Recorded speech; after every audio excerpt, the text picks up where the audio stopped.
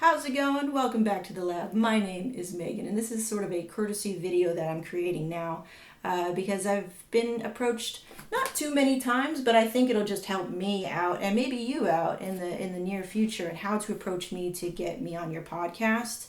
I think in general, if you're asking just general people to be on your podcast, I think I'm going to lay out some just kind of super basic things that I think needed to be said, but I guess now need to be said.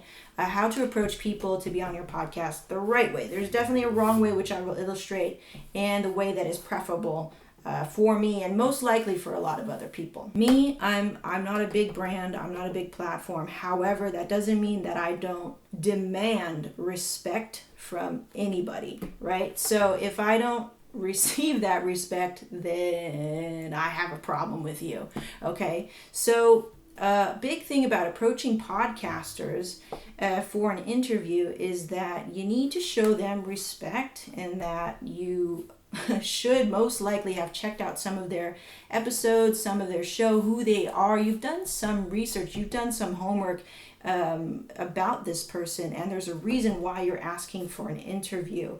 And you think that they're a good fit to be on your show because you talk about X, Y, and Z that are relatable to them, that they can comfortably talk or maybe go a little bit deeper into those topics of X, Y, and Z on your show, right? And so it's a win-win situation. It's a good fit. You got to be a good fit, right? I think that very first thing, are you a good fit to be doing that kind of thing in the first place is very important. So that's number one that you should ask yourself. Is it a good fit? Do we match? Is it a win-win for both of us? It's something that my friend Jared likes to say. It's a win-win.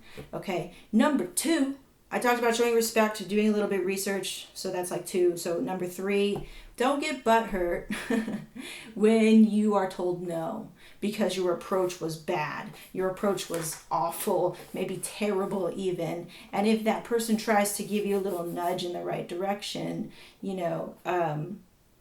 take it, be respectful, and then leave the conversation. Just try to back away with dignity. Don't try to keep coming in with more excuses and more fluff and wasting time basically of that content creator that spent time trying to be patient with you and trying to give you the time of day when you already kind of didn't deserve it. Okay, so I think it's important for new podcasters, just podcaster etiquette, podcaster etiquette, and human etiquette. I think, be respectful of people's time, the work that they put into the show. It's like, they work really hard doing what they do. And so when you're just like, can you be on my podcast?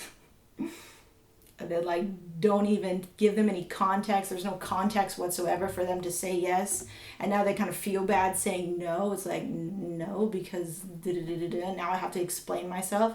So be respectful, take the time. It doesn't take that long. It maybe takes like 10 minutes or something to research about that person and give them a not waste your time pitch about why they should be on your show. And so those are my guidelines. I think they're pretty much the same for anybody who has a show and does interviews. But please follow that, and please be respectful to your podcaster friends. And if somebody gives you a suggestion or a tip like that, no need to be butthurt, and no need to show sort of like what's the word? We have a word for that in Tagalog, but there's an English word for that. No need to be butthurt about it, and just move along, do better next time, right? And because you don't want to get yourself blacklisted from the podcasters. Don't talk to this guy or gal because they don't know what they're doing.